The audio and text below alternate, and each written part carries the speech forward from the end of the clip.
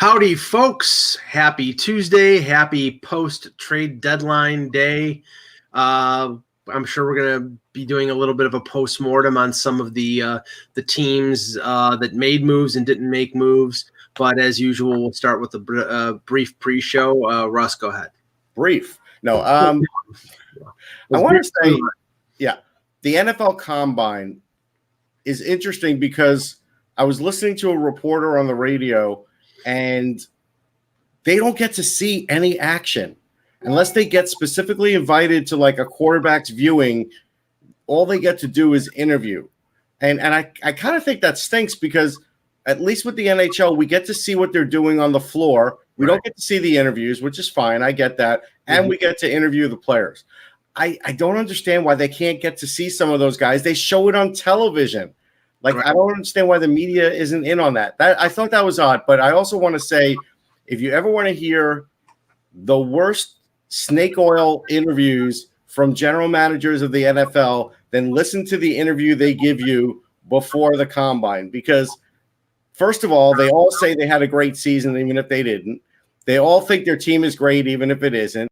They won't tell you anything about who they're going to pick up in free agency. They will only give you a little insight on the draft. They won't tell you about any players that are hurt. They basically tell you nothing. And Howie Roseman came on for the Eagles, and he was like talking to people as they walked by. He was acting as if it was a joke. And I got to tell you, if I were actually a fan of that team, I would be mad because I learned nothing. The only thing I learned is, they'll decide in a couple weeks about guys that are injured because they'll hear reports. And, they'll put a little more effort into some guys that are more set with the team, even if they're a UFA, because they might be a Hall of Famer, even if they're slightly washed up. They'll get a little bit more of a nod. That's about all you learned. And it's like, it really, for a way of trying to get fans over the last season, if you felt like your team didn't perform well, that guy didn't do it, man. That guy did the opposite. And he said one other thing, and this is the craziest thing I ever heard, but he said last year they were in a mode at the draft of looking for older players they could insert right away. I don't care what league you are in on earth. That is never a winning strategy. You're basically going to get a couple of guys and get nothing else. Now he said for this draft, well, we're looking at like a 3-year model. Same thing for our free agents. Now that's what we're looking at. And it's like no professional team should ever look at a draft for short-term results unless you're picking in like the top 5.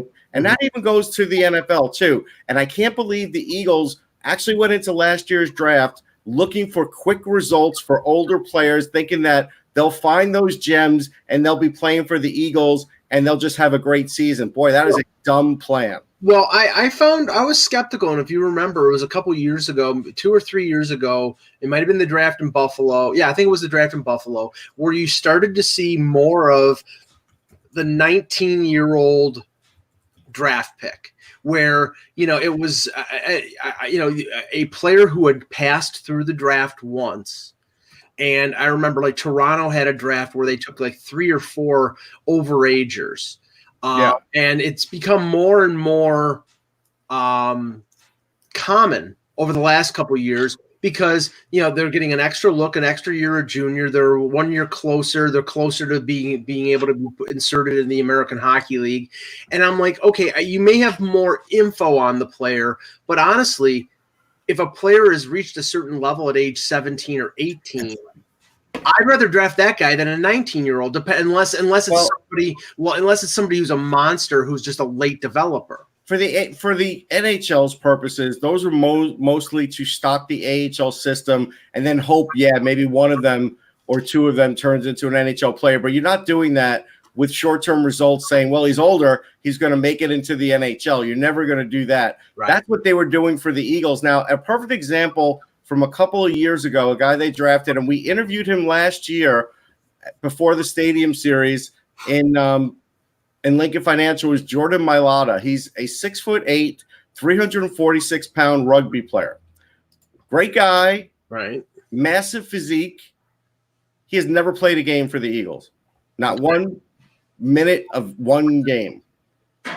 Well, was he part of that European that inclusion program? Because like the Bills had some. Yes, he was part of the NFL's International Pathway Program. Yeah. He was a front rower for a rugby team, and I liked him because we talked rugby because it was ridiculous. Yeah, but the guy's never played a down yet. Yeah. No, the guy that the Bills had was a running back. He actually really impressed. He almost made the team last year. So, he's Christian Wade, I think his name is, and he's coming back this year. So, I changed my shirt because what happened? Because it I had was wearing a Maple Shade shirt, and I only saw the maple part across the top of it. Maple Shade, New Jersey, is a town that I lived in for a while. It looked like I was wearing a Maple Leaf shirt, so I changed my shirt. God. All right, let me just say this briefly because we have to talk about baseball all the time, but we'll just be brief about this. For all the people who hate the New York Yankees because they're the evil empire, they're this big multinational. They spend $300, $500, $1 billion on players. Last year, I didn't want to hear any of that criticism because they lost like half of their players last year and still won 103 games, but it wasn't on, going out there and spending more money on players like it's an unlimited budget. They actually do have a budget and they actually stayed within it, but they added players like Gio Urshela and Cameron Maben who came up and played well for them. This year they go out and they spend the big money on Garrett Cole. That is almost negated by the two injuries that they have right now. Paxton's hurt. He's out till at least probably mid to late May. And now Luis Severino has to have Tommy John surgery, and he's going to be out all this year and probably part of next year. I honestly, if I hear the criticism about the Yankees being like this bottomless pit, screw you. They've had to deal with a lot of adversity over the last couple of years. And they've overcome it, and they haven't overcome it because they keep throwing money at the problem. This year, they threw money at Cole, and I don't know how much of a difference it's going to make, but losing their next two best pitchers is going to really knock them down. Yes, this is making me very sad. Okay, you can start the show. Okay, I'll feel the same when Syndergaard is on the DL. All right, let's begin, should we? Here we go. Ready? Okay. Hello, Hockey World. It's Tuesday, February 25th, 2020. I'm Michael Agello, and I'm going to buy Aka Calendar. Thanks. I'm Russ Cohen from Sportsology, and that never gets old. And I'm Eklund. I'm an idiot. You're watching HockeyBuzzcast on HockeyBuzzcast. The podcast that comes every Monday through Friday at this time to fill you in the comings and goings in the hockey world. It is Tuesday. It is. Thank you. You got everything right. It's just the cadence. That's all. Yeah, I know. The dramatic pauses. The dramatic pauses are they're just dramatic. They're not me looking inside my brain to try to figure out what's going on. And yes, am I right or not? Yeah, to switch to official show mode, which I like. Thanks. As opposed to the other one. I remember. Yeah, it's good. It's good. I got my Mickey Mouse shirt on today. Yeah, and just to answer, Funky Cold Zadina in the chat, yes, I still predict the Oilers are missing the playoffs. I'm concerned. Well, I sure you were ripping on the Buzztron before I got in here, and I wasn't.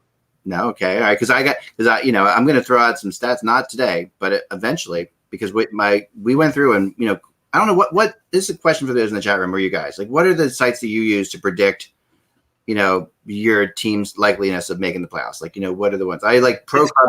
It's called the brain of Michael Agello. That's what I use. Sports Club Stats is the one that I go to. Okay, I do want to mention this. Yeah, I heard today on local Philly radio, and they didn't mention the website. They said, okay, the Flyers have an 84% chance to make the playoffs. Now, here's where I challenge those kinds of things. Yeah, right. I challenge it for a couple of reasons. I challenge it because right now you're basing that on the fact that they're at the hottest point of the year for them, and whatever their winning percentile is, if they're a 65% winning team, they haven't been that all year. They're that right now, right? Right. What if they were to lose the back-to-backs to the Rangers? It's unlikely, but all of a sudden then they wouldn't be 84%. They'd probably be 54%. Right, and that's my point. That's actually why I started the thing I did, because like, to me, those percentages are kind of crazy. Like, I'm going to bring up Sports Club Stats. We're going to look at it for a second, because this to me is kind of like, I know I find this interesting because I love, we all love to hear it, and you hear it all the time. Like, I'll tell you, NHL people go to Sports Club Stats, all the time and check it out to see like what their chances are of making the playoffs. Because I mean, we all love math. I have math Tupperware parties. All the time. It's just what it really comes down to. It's really funny. It comes down to just like, where is it? I'm sorry, Pro Sports Club. Yeah. So what it really comes down to is that people just love, to like try to see into the future in some way, shape, or form. Like they want to think about it, and they do. But the thing that always amazes me is that is how much, like you said, Russ, how wrong these things can be, because they just really are crazy wrong. And like, so for Sports Club stats, I will bring it up. Oh man, I got to bring it up in a different way. I don't think they take enough into account. Even if you're taking into account the schedule, the problem with the schedule in the NHL is you don't know who's starting in net. So right there, to me, that affects the percentages greatly. Well, that's why I took like 20 some, like I've there's now like 26, I think it is, factors on my thing. And they have to do with like, teams records on back-to-backs, teams record 3 games in 4 nights, teams record when teams that play their backup goalie on the second games. I took that and I went through and did all that. That's good. Because to me, that's like really vitally important. And all those things come into play, and also just the general team matchup. It's not a perfect system. There's no way of doing a perfect system because you can't predict, like just. But the thing is, it's constantly evolving because you can't factor in injuries. You can't factor in. I do, though. I have an injury thing. Like if a player gets hurt, this on the top line, second line, third line, I have like a button I can press for that team. Like but I'm saying you can do that. But I'm saying is like say Toronto's got 19 games left. You can't project what they're going to do in those 19 games because you don't know when Morgan Riley is coming back for injury. Right. That's true. You're absolutely right. As you adjust, you can do it as you keep doing it. But right now, looking forward the last 6 weeks, it's impossible to do that. Right. And all you can do is what I try to say that my thing is doing, which is essentially, okay, we are just trying to say if everything goes as we expect it to go, as it should go, based on if everyone's, if no new things change, and things are changing all the time. But when, this is what should happen in that situation, in that instance. This is Pros. If you haven't seen Pros Club Sports Stats, I'm going to bring it up now. And you get an idea of what it says. And there's a thing called archive.org out there, so we went back and I checked the last 2 years when we went out. While you're doing that, you did hear like the Mike Orgello course corrector there is none. There is no course correction because he just stays stuck in the mud. And that's bad too. Right. Yeah. I mean, you have to make some changes. Russ, the mud is very good for your complexion. It is. All right. So this is what we're looking at here. And I'm going to try to maybe I can make it bigger. Let me see. But it at least blow it up. Here we go. Try to make it as big as we can. It's like a CAT scan. I know it looks like a CAT scan, but basically what it's saying here is these are the predictions of how they should finish in the like it's in each division based on what you're saying. Okay. So, and that's the percentages of each one. And if you click on each individual team, say we were to click on Philadelphia, okay, 7 points, third in the Metro right now. Which tells you how the locates are. They have big games. They have some things that they do. They definitely have their thing. And then they have their what ifs things, so what if they finish this, their chances are in the playoffs are this and this. So they're saying basically 100% if they can get to 103 points. That's what they're predicting. Well, I would agree with them on that. Right. And then still pretty good. Like you're still looking at like, even at like, okay, so you get to like 100 points, you're at 96%. The difference between 98% is 98 points and 97 points is 80.3 or 67%. So, and then 49. So and I do believe in that. Right. But that means it goes down to the last like 3 days of the season. Right, and they play it. So they play out, and they have all these different things, and I do like the way they do it. But the problem with these percentages is, sorry, turn that off. A problem with these percentages are they don't really show you like where teams are going to finish. So what I went through, and I mean, they show you this, which is fine, but who's going to make the playoffs in this like thing? I don't know necessarily because we have Boston, Tampa. It tells you what the points they have now, and this is where it predicts they'll finish, but it doesn't give you like an exact. Who's the wild card teams are in this necessarily, or something simple like, so what I do is I play out every game the rest of the year based on a whole bunch of things. And, and my own like factor in how important I think games are. And then there's another factor that like I had to run through Ottawa yesterday that Ottawa traded away a couple of their best players. So that's like a team and over the years now I've found that that's a tough thing to run because sometimes that a team will come out and play really well for a while, after that's happened. Like last night, it was the first prediction we did of the year, like was last night's game, and they got it right. Okay, Columbus won the game. That's not a big prediction that anybody really would have had trouble with. But we didn't. My predictor didn't say they would win in overtime. That Ottawa would get a point, because who would think that would happen? That doesn't really. Right. Gee, Ottawa without Pajot, without Ennis, without Mastica, right. But we've seen what we've seen, with hockey teams, because it is such a team sport that does drastically change. Sometimes a team that's not supposed to win will rally around that. Yeah, I do want to let the audience know, Eck, if we hear the theme song for Courageous Cat and Minute Mouse, that means that I have to take that call. I'm just okay. That's fine. I appreciate you. Thanks for mocking me. Yeah, that's what I do. Do you remember Courageous Cat and Minute Mouse? Yeah, sure, absolutely. That's a good theme song too. Very good theme song. They're making big money, right? In big theme songs. Mike, you don't remember that? You never got that? And they're recorded by full orchestras too. Don't make mistakes. Yeah. No, that was a great theme song. It's one of the best. That one I don't remember. Okay. So I'm gonna get ripped for this and stuff like that. But the idea of this is okay. So now bringing my thing up for a second. I think you have it right though with doing the back-to-backs and with some of those other things. These sites don't take it into account.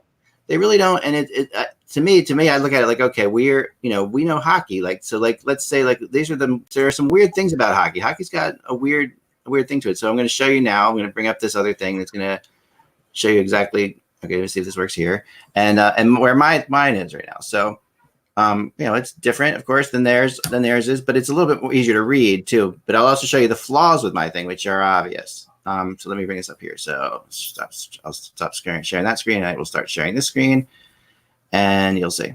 Okay, so all right. So now here's mine again. It's kind of small, sorry, but I will try to make it bigger in some way, shape, or form.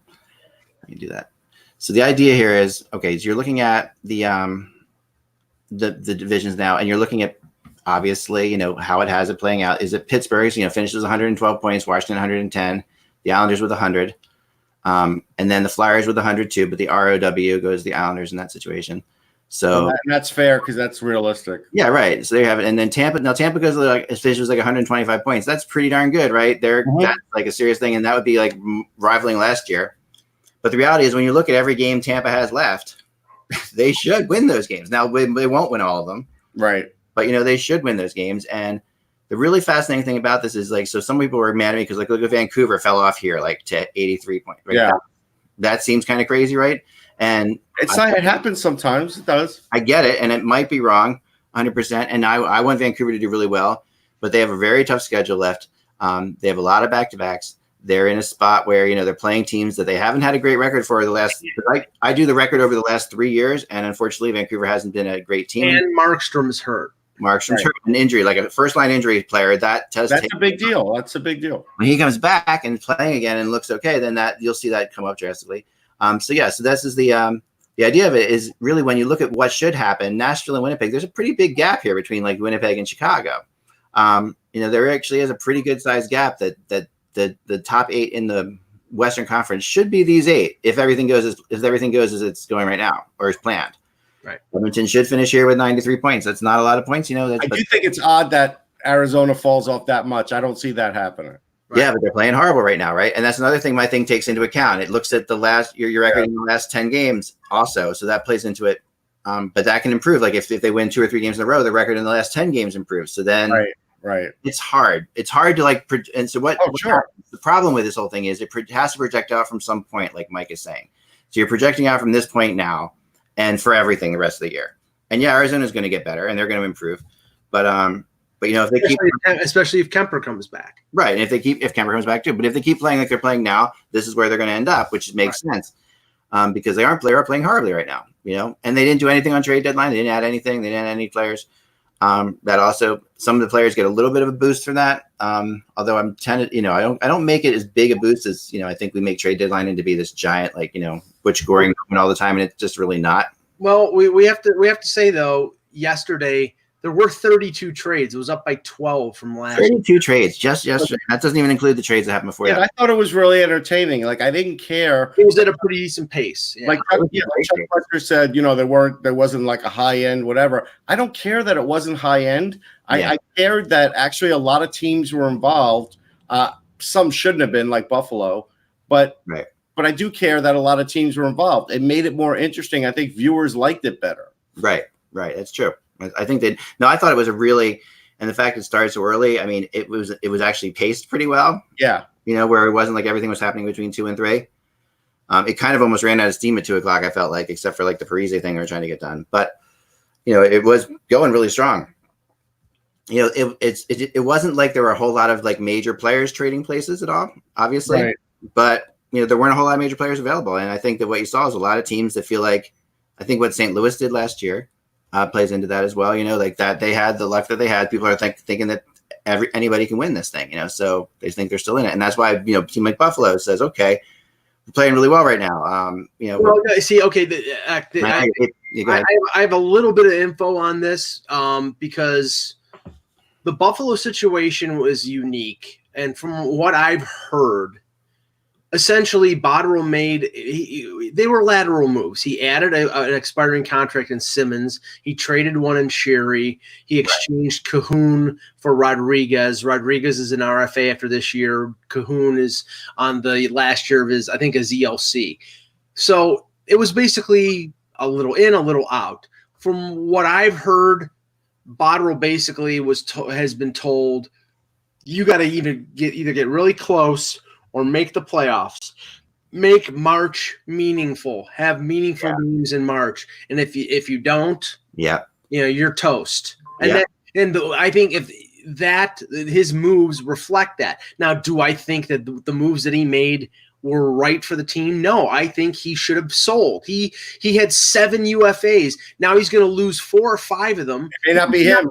Yeah. It may not. Right. It may not. Next guy may lose them. Right. And that's the thing. You have, as ownership, you have to basically give the general manager like the ability to do what is best for the team. Like Dave Nonis lost his job in Toronto. Brendan Shanahan, the year that the spring before he fired him, he said, you want to trade Cody Franzen and get a first round pick? Go ahead and do it. And he did it. And that first round pick turned out to be somebody that they swapped. I think I can't remember what deal it was. Oh, it was that was the pick that they traded down to Philadelphia for Konechny. Then it got traded down again, and they ended up getting Dermott and Bracco and extra picks. So that turned out to be a valuable piece. You got to let the GM do what is best for the team, not what is best for himself because of self-preservation. There's a counterpoint to that, though. Okay, and this is the counterpoint to that.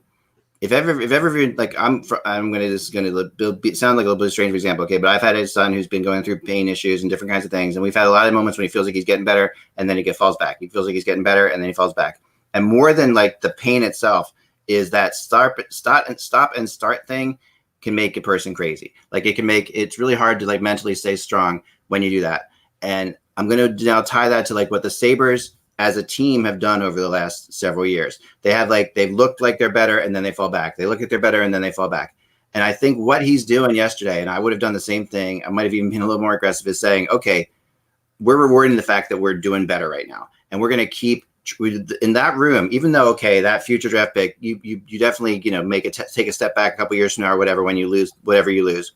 But to that locker room that continues to move forward, yesterday was the wrong time for the Sabres to act like they were stepping backwards, in my mind. But see, this is the problem. They've been doing better for a week.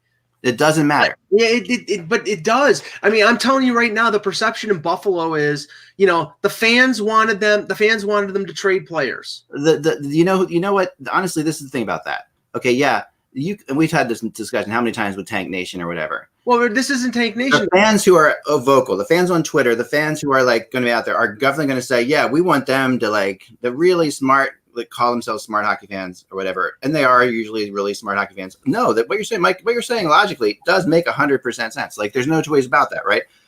But if you were to really do a survey, like a blind survey of the fans, they wanted them to keep they wanted them to keep trying. Like, they want them to keep doing something, because most fans when you go to a game and you sit there and you watch the people at the games, like tonight in Philadelphia, you're sitting there, you're watching a game. Well, that's the problem, Mac. I was at the Sabres Winnipeg game on Sunday. There were 12,000 people there. Yeah. And that's the thing. It's like nobody believes that this team is actually competing for the playoffs. No one. They don't, but they'll never get there if they continually take this sort of way of doing things. Like if they continually say, okay. I agree. It's a cycle that you don't want it to continue. Yeah. Hey, I think in these locker rooms, it's like it's a totally different world than what we're talking about. Like let's move to another one, Eck.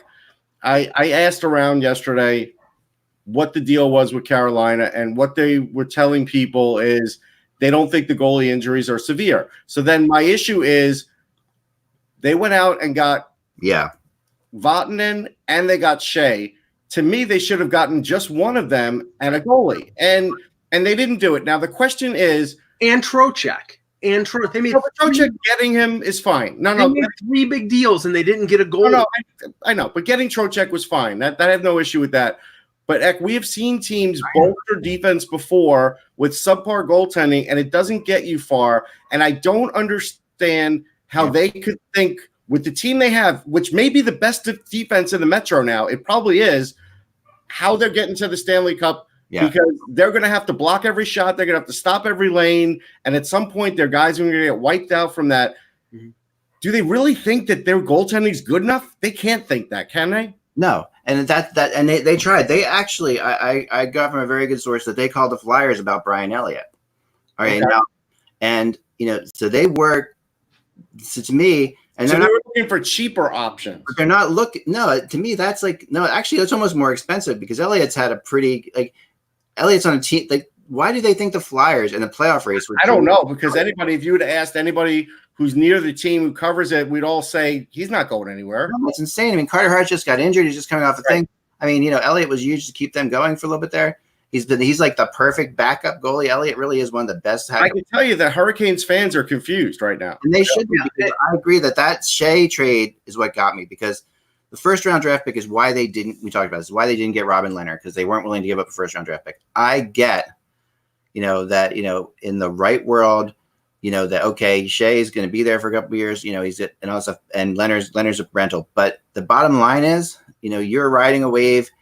You have to get a goalie to play. And Leonard comes in there, and if Leonard's going to Vegas, what Leonard's going to do next year is sign in Carolina. He's not going to sign in Vegas. If you go and get Leonard right now as Carolina, you could very well. He's the perfect fit for that team. Well, and if you look at the structure right now in place in Carolina, and I'm just projecting to the summer. Yeah, they've got 3 UFA defensemen who probably none of them they're going to re-sign: Edmondson, Van Riemsdyk, and Vatanen, who's a rental.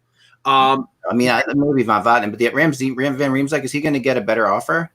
Who knows? I'm just saying more than like, I mean, if they get them for the price that they're at right now, but normally free agents want to get a raise, and we know what Dundon is like in terms of trying to get a raise out of them. So I'm projecting that. But the thing is, now next year you've got Slavin 5.3, Brady Shea 5.25, Dougie Hamilton 5.75, Pesci at 4.25.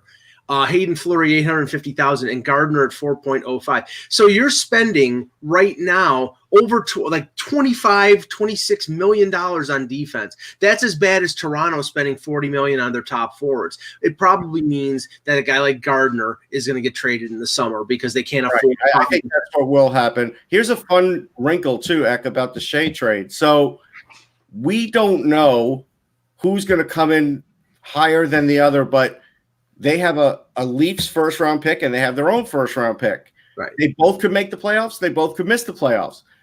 We don't know which of those picks the Rangers will get. That's the interesting part about this. And I know that Pierre LeBrun tweeted the conditions of the deal. The thing is with the Rangers, if the Leafs miss the playoffs and they win the lottery, that's and they 2021, then they get the pick next year. No, they'll just get the Carolina pick. They'll get the Carolina pick. That's right. They'll get the Carolina pick. But it's an interesting, fascinating little thing for Ranger fans to watch now. Oh yeah. It is a fascinating thing to watch. Now, can we talk about the? I know some people are calling him a spoiled brat. Some people, but I'm sorry. I sort of feel for Joe Thornton today.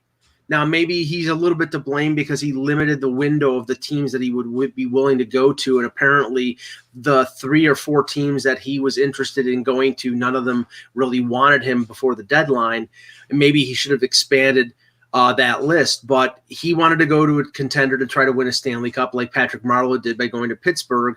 And then after the fact today, he came out and said, I wish they would have moved me. I would have liked to crack at one last chance. Now, the question is, I don't know the three teams. I've heard speculation it was Boston, St. Louis, and I think Colorado was the third one. Or Thornton. It was Dallas was one of them for sure. Dallas is okay, because I'm surprised Dallas didn't want him. Yeah. That's a little surprising.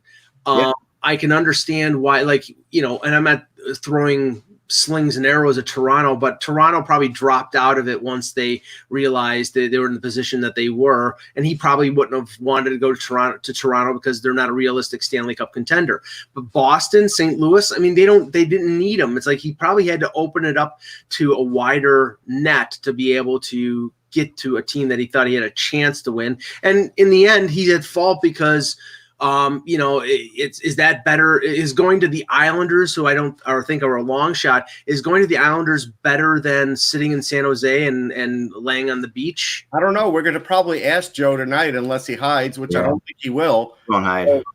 So, that'll be interesting. He might be grumpy about it, though. I could see Joe Thornton being grumpy tonight, honestly. Yeah. No, he might be. I mean, you're right about there's a. I mean, it's obviously it's going to be very frustrating for the guy. I mean, yes, but because once you make it, he's never made that decision that he's willing to do it at all. Once you make that decision to get that far, and not have it happen, that's a big deal. All right, so I wanted to throw just as an aside, because people in the chat room were talking about okay, so Vancouver has a 92% chance of making the playoffs, right? Montreal this time last year, right after the trade deadline, had a 93% chance of making the playoffs, and they didn't make the playoffs. St. Louis this time last year had a 12% chance of making the playoffs, and they won the Stanley Cup. So that's when you look at the percentages of these things. I mean, I'm not looking at extremes, and obviously there's going to always be extremes. But the reality is that's what I'm trying to. But that these percentages to sit there and say that Arizona has like a 46% chance of making the playoffs, that's true. They do right now, according to this thing, have a 46% chance of making the playoffs, and I have them falling back. That's also a 54% chance of not making the playoffs, and it's like, to me, it's not a cut and dry. So I stop short. My wife was like, no, we have to do this thing of showing how yours has been more accurate over the last 3 years, because we went through all this stuff. And I don't want to do that whole thing of I'm the best out there. I'm just telling you that based on these things I've done, that mine's closer than most. And I think it gives you a better angle. That's all. I'm not going to, if I didn't convince you guys, you still think it's a joke, that's fine. But you can sit there and laugh at it. But until you try to laughed once. Until you try to put something like this together, which is like a challenge and a half, you don't. Give me time to laugh. I haven't laughed yet. But you're not one. You're not one that's laughing. I'm just saying. No.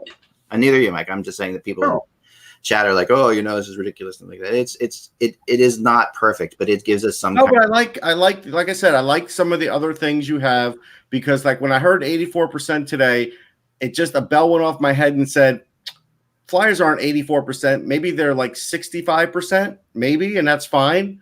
Yeah, that's good. It's better than what they were, but I could never say they're 84% right now. Yeah. To sit there, it just doesn't seem like they're 84%, right? It doesn't seem like the Leafs are. Whether they're 92% to make the playoffs. Yeah, that's. I mean, I'm sorry, they're not, because right. I mean, anybody watch Saturday Night knows that they're not 80. And if this is the thing, if they've got a fairly tough schedule coming up. At Tampa tonight, at Florida, the probably biggest game of the year on Thursday, then home to Vancouver. They lose 2 of those 3 games, and one of them being the one against Florida. Florida then even with them with a game in hand, based on what they've been doing over the last week. I think their odds are essentially 50-50 and maybe less than 50-50, because they're in a death spiral. They have to turn it around. They have to get things going. And honestly, I will give a tip of the hat to Kyle Dubas for what he said yesterday, because essentially, without coming out and saying it in just these particular straightforward words, he said it's up to this core group to basically lift themselves up by their own bootstraps and get in the playoffs. I've given this guy, we believe. Said anything? No, he doesn't say anything till the end of the year. He probably should have said something.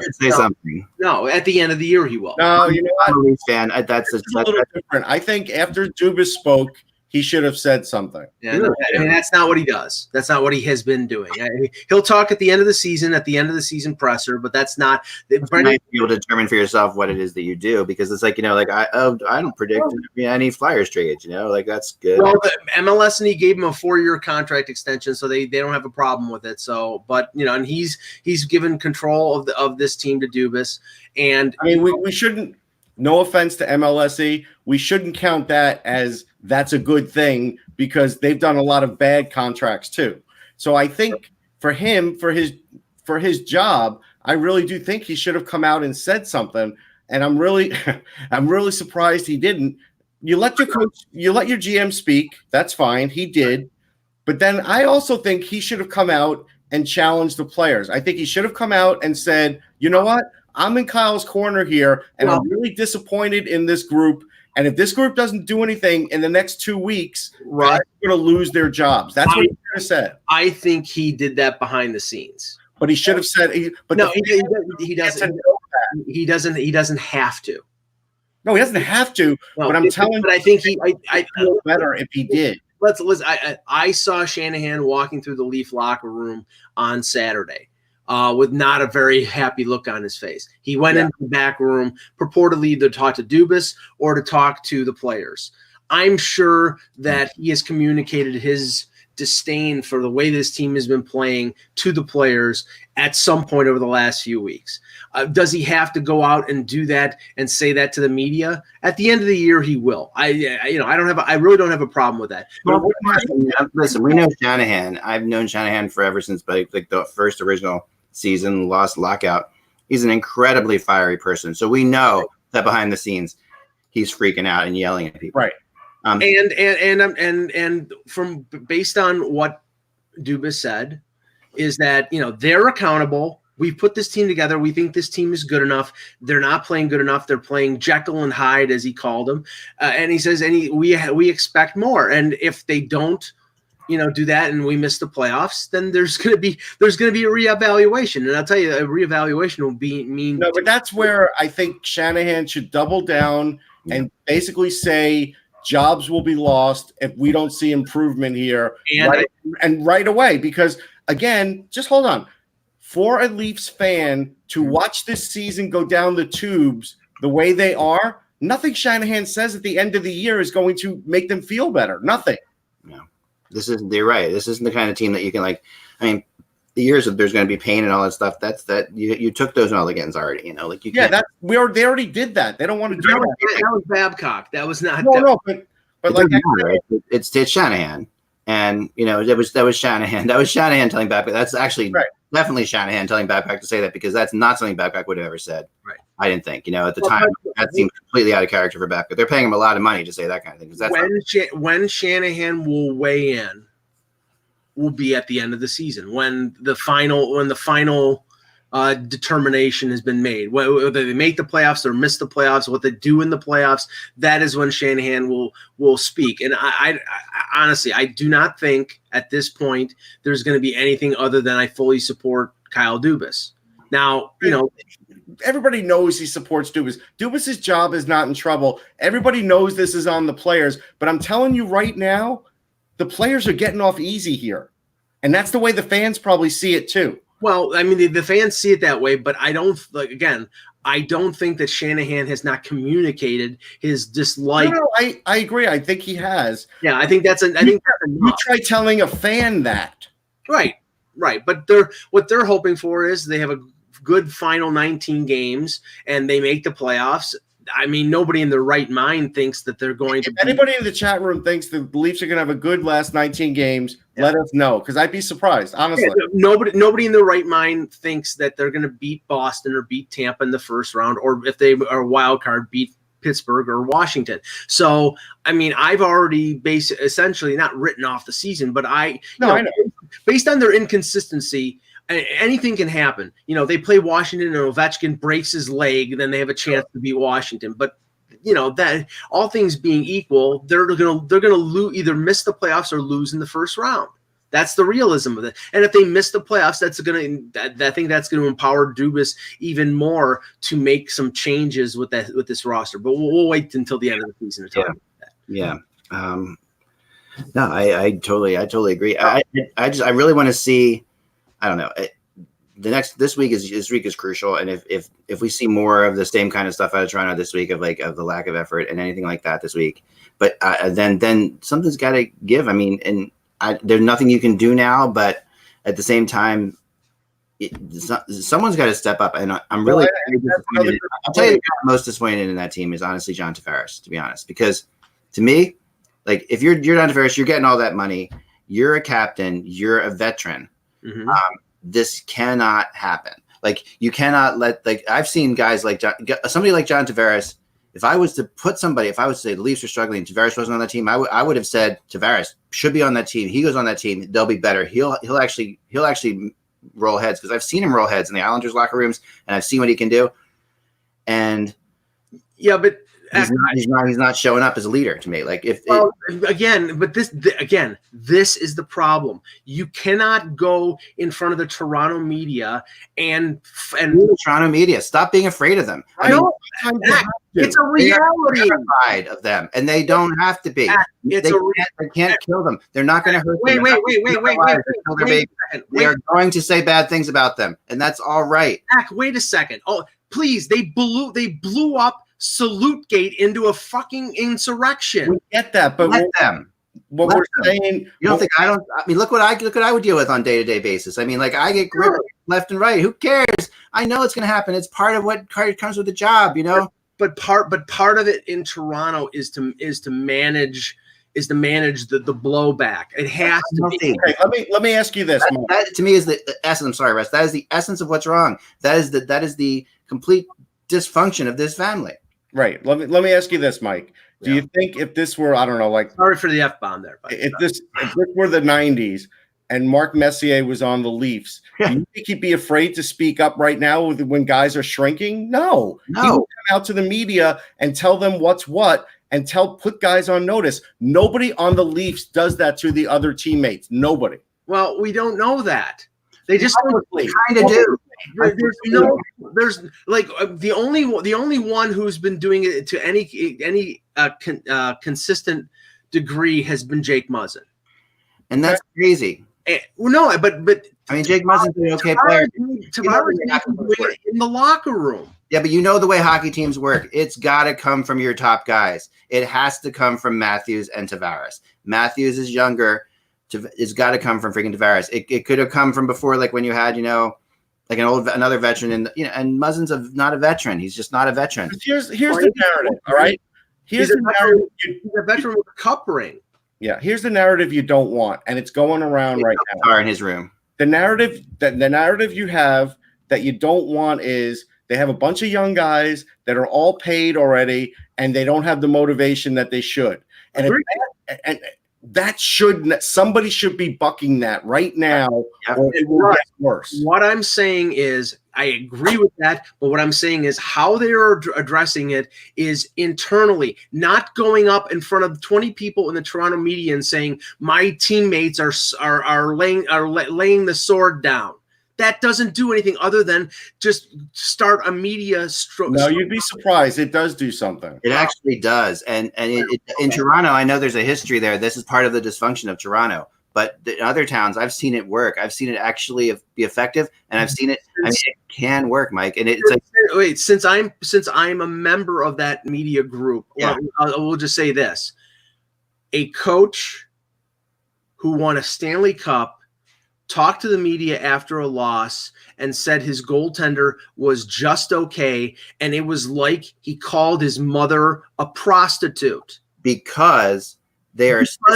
I agree with you, Mike. I agree. You know why that is? It's because you have a repressed situation. Like if he comes out and says that all the time, it stops becoming a big freaking deal. Right.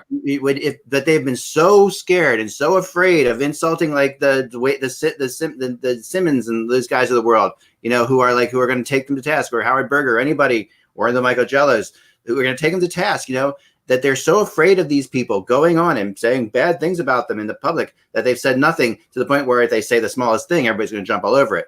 But it shouldn't be that way. It should be like you should always say the smallest things all the freaking time. That way it doesn't matter anymore. I mean, look at our freaking president of the country. I'm not saying that, but he's shown that if you speak up enough, the little things don't matter because the big things are just so huge, right? So what's happening here is and yes, they should do it in the locker room, and absolutely they should, and they probably are more than we know, but they're not doing it enough, okay? Because we don't know. That's the thing. We don't know. We don't have a clue from how they're playing. It's just a reality. These are talented players, and you can see you don't see them. But that's the problem. The talent, the level of talent is not in dispute. It is whether they have collectively what aspects you need to be a winning team. Part of it's hard. Part of it's motivation. Part of it is being able to play a two-way defensive game. All these things are factors, and obviously this team's flawed. Now, they may be flawed in the locker room in terms of leadership. We don't know that, but I do know from what I see on the ice and what I've seen for 2 or 3 years, their defense has never been good enough. Their goaltending has been exposed at times because they face 45 shots a night. All right, I'm going to read you. Why are they that way? Why are they that way? Because go ahead, Russ. I'm going to read you a quote from Kyle Dubas, and I don't like it. Basically, when asked why they're so inconsistent, good question. The truthful answer is we don't know. That might cause some criticism to say, I don't know, but I'm not going to bullshit you and tell you I have some magical solution. I think we have to go through this. That is horrible. For fans who actually hear that, if they don't have the answers, nobody has the answers, Mike. That's when Russ, right now, by him not making trades at the deadline, he's saying, I still believe that we can win based on the way this team is built. Right. I don't particularly believe it. You're right. I don't particularly believe it. A lot of people don't particularly believe it. He's got he is not getting fired at the end of this year. So we know that, but the idea is he can evaluate the situation and say, okay, well, I've got to change the direction here. This is the issue. And what Russ said is exactly right, because even if he doesn't know, and truth be told, no one knows why teams are winning and lose most of the time. I mean, you could go to Brian Burke or the toughest ass GM out there in the world, and they wouldn't know. I mean, because there is so much of this sport that's crazy. And Burke said that he had problems with what with what Dubas said there, but he said Dubas is honest, and that was an honest. It doesn't help your isn't the way you lead. All right, if you're going to lead in that situation, those players. I think it's a bad quote. Right, those players are walking down the halls of the back of whatever Air Canada Center or whatever you call it now, Scotiabank, whatever, right? The Maple Leaf Gardens, we'll call it. If they're walking around the back there and they're crossing paths with Dubas, they don't want to think the last thing they heard you say, Dubas, is you don't know what's wrong with our team. Like that's right. that means something. Like if your boss came out and said that to a bunch of, if I said I don't know what's wrong with your writing, or if I didn't say that, we don't know how to fix it, he'll fire you. Well, let me ask you this question. If Kyle Dubas actually does know what's wrong with this team, do you think he's going to say that to the media? Because then if he doesn't know, though, I believe William Nylander is the problem with this team. Just as an example, if he says that, then when he tries to do it that way, of course not. There are players on this team. I'll tell you what he could say. What he could say is, you know what? This has been a tough time for evaluation. I have some ideas of what might be going on here. I'm going to start changing some things here. He could say that.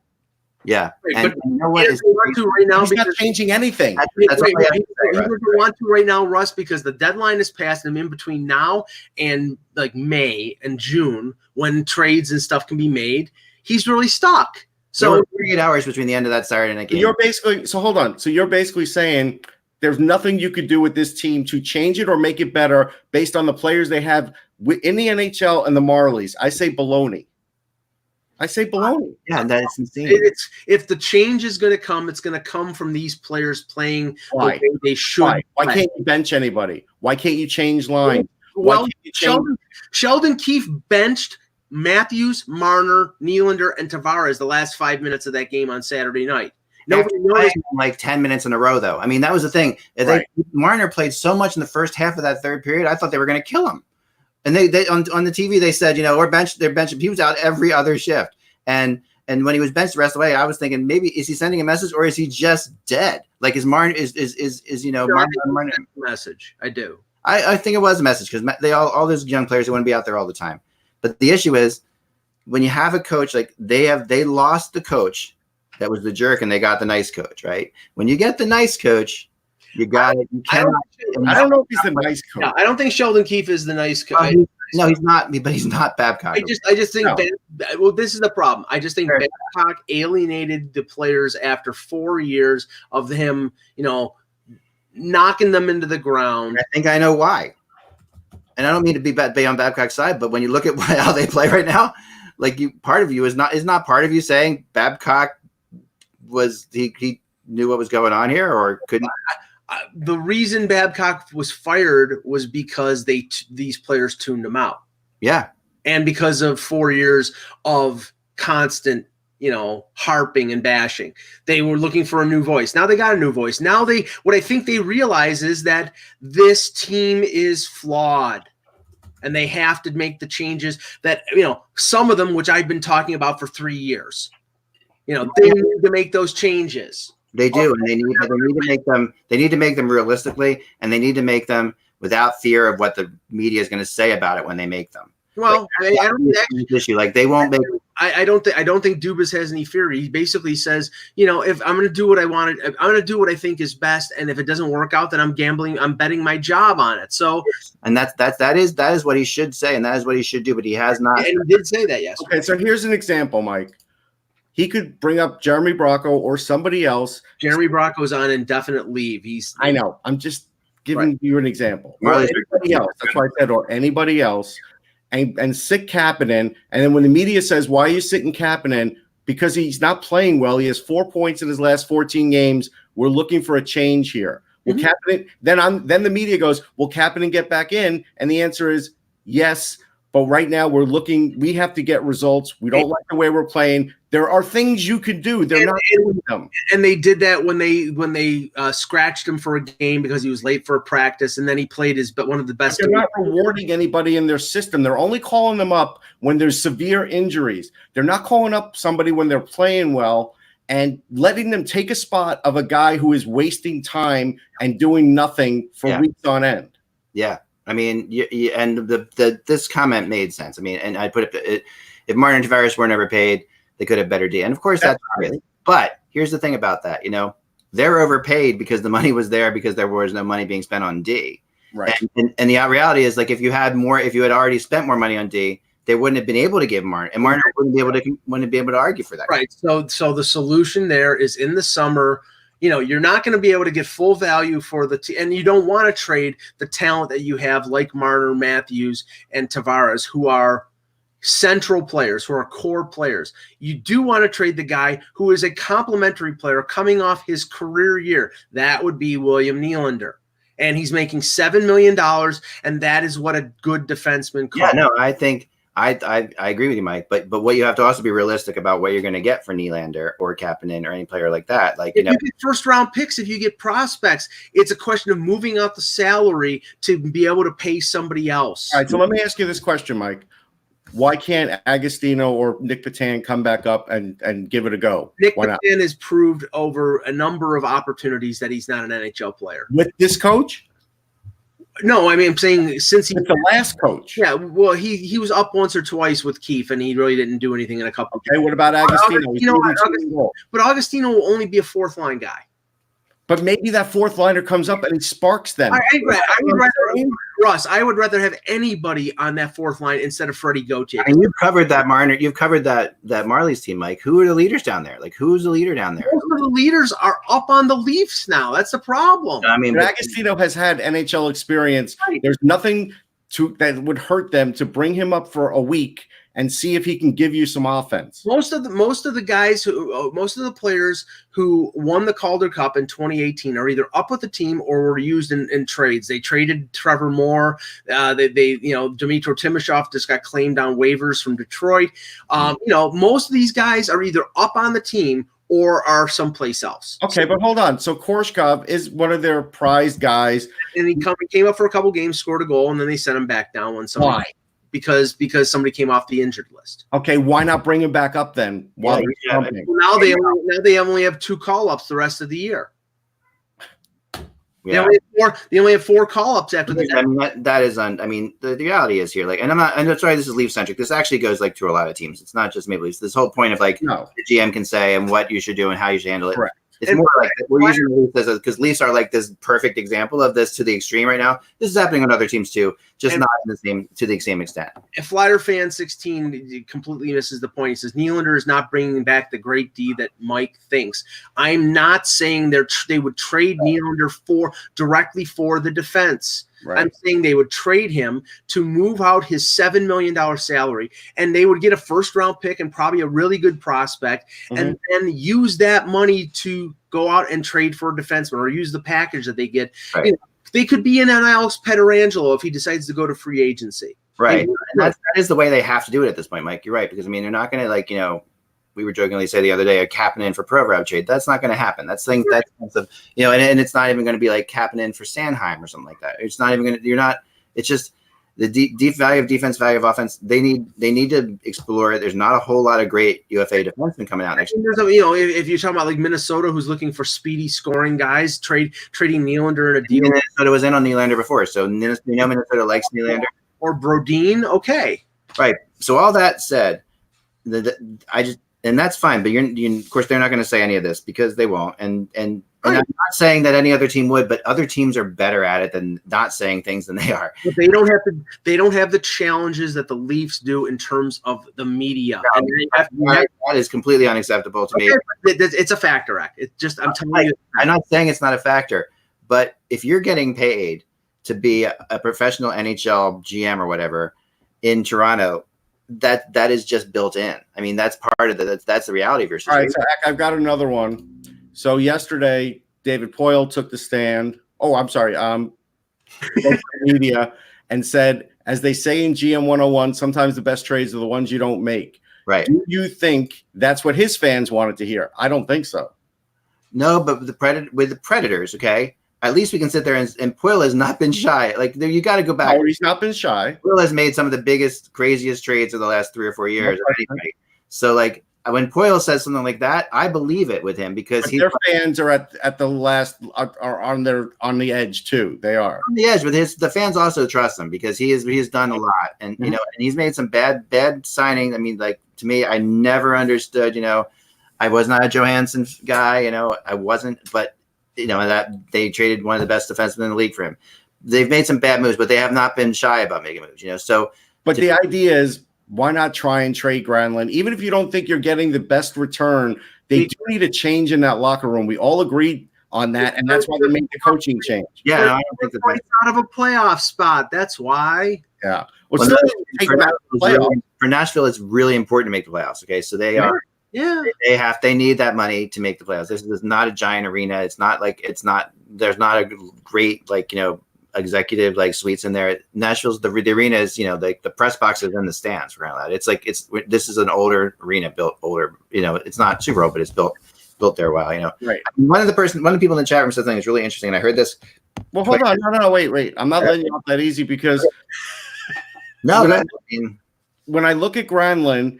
So basically now they are going to use him as an own rental. Right. That is a missed opportunity, Eck. Yeah. I think so. I mean, but if they were trying to fill a spot yesterday, that what would Granlund have gotten you? I guess the question, because I'll take another player that maybe just plays a harder game. We saw a lot of players signed traded yesterday. Name that player who that would have been. That list yesterday, I see a lot of guys who are, obviously Peugeot. That whole realm is not in the world. That you're not. That's the first. No, you're not getting Peugeot. I get that. The Predators aren't in must trade first round pick realm right now. No. Hold on. I'm gonna have to look at the list of players. I mean, Nate Thompson or no. In terms of what? What are we talking about? A return for Granlund. Granlund, like a player that brings you what you want, in return for Granlund. Okay, wait. I'll give you one. Okay.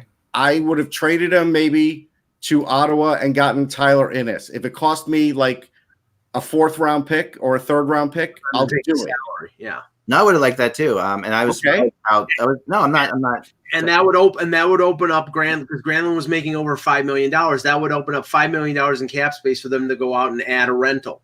Yeah, but Holland was heavy on Innes for the whole time, and I think that I think that they basically came to I think they came to an agreement on Ennis way ahead of time. And I honestly think sometimes this happens, where the Ennis trade, I think, was worked out before even the Athens CU trade was, but it was just a situation where the Athens CU, Holland didn't want to be dealing from a position of weakness. So he told Ottawa, don't say that I've already made the trade with you for Ennis. And, that way we have, so we've seen that happen. I'll give you another one. Okay. Yeah. I'll trade him to the Rangers, my UFA for your UFA for Jesper Fast, because you know what? I need a guy who could do a lot of things right now, and you could use him as a center. And that would have been a great trade. I would have done that in a heartbeat. Yeah, I know. But I think the Rangers, when I talk to people about the Rangers, why they weren't doing things, is they're also trying to do what Buffalo's doing. They're like, we're playing well. We're going to reward this team. No, I get that. But I think if they'd have been offered a guy like Granlund, they may have gone for it because of their weakness at center. But we don't know that they weren't. But at the same time, I was told yesterday, every time, Fast never showed up on my rumor chart. Every time I talked to somebody about Fast, it was like they really think he can stay, and they really think. I think they could re-sign him too, but they really like the way he fits. Yeah, the way he fits. So it's tough. So you had to find somebody else who was in a desperate situation, like problem for problem type trade, and Fast is not a problem. No, he's not a problem. So to me, that's a problem for problem trade, and the problems that were traded yesterday are minimal. Like there really weren't that many of them. Yesterday, the Parise for Ladd deal would have been in a way a problem for problem deal. Not because of Parise and not because of Parise, right? Attitude or Parise is such a great leader, and Parise got the history of Lou Lamoriello, and he's a contractual problem. That's what I'm saying. Contract problem, yeah, and that's why it didn't get done in the first place. But contract. I mean, but actually, to be fair, Granlund is a problem. He's got 26 points, man. Jesus, 26 points. I know. And now you're not even going to be able to trade him.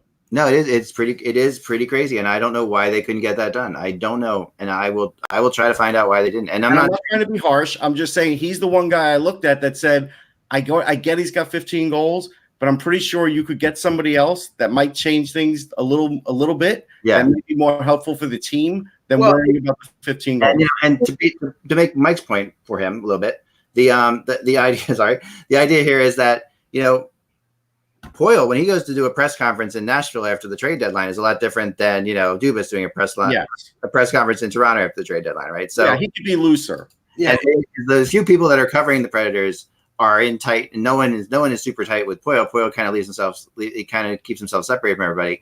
But the Predators organization is really tight with all the people who cover it. Yeah, so no one there is going to really go after Poyle.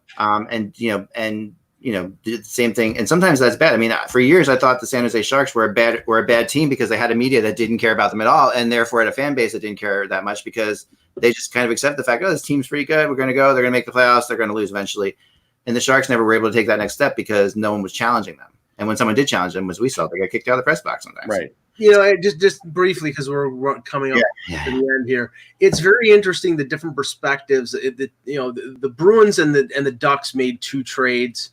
From the Boston perspective, or from the Anaheim perspective, they considered Kasha and Nick Ritchie underachievers, guys who had disappointed, and that was their point of view from the trade. If I'm looking at it from the Boston point of view, Kasha is a guy who fits in my top six, and Ritchie is perfect in terms of how he plays and how he fits with the Bruins. So, I mean, I don't know who's going to be right, but I look at both of them and I say I think the Bruins took them to the cleaners on both. I mean, when Nick Ritchie tells you, I'm excited to be able to play a physical role for this team, be excited. This guy is big and he's strong, man. Yeah. I mean, I agree, and I skilled. To go back to Russ's point in the very beginning here about Carolina, I can't put them as a winner for the trade deadline, and people were like, "No, I can't either." They made the biggest splashes, but it's like you've got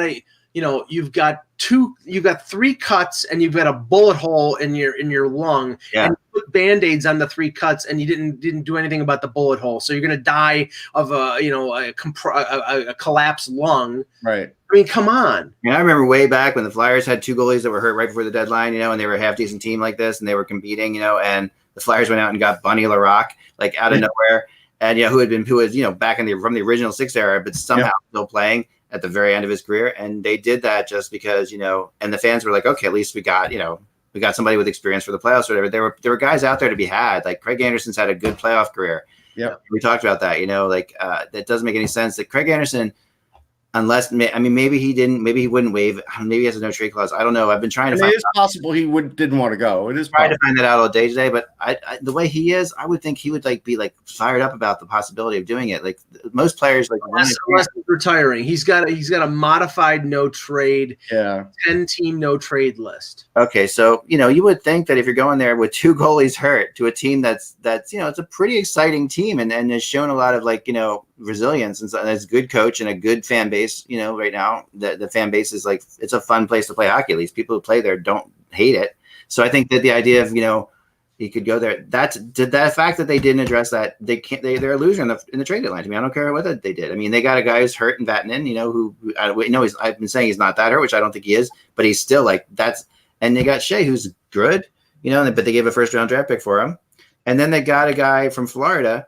In Trocheck that, was a great player, but the Florida Panthers who are competing with the Carolina Hurricanes were willing to give him to them, and that mean that matters to me. Like if I'm sitting there and I'm Carolina and you're Florida and you're saying, here, you want Trocheck?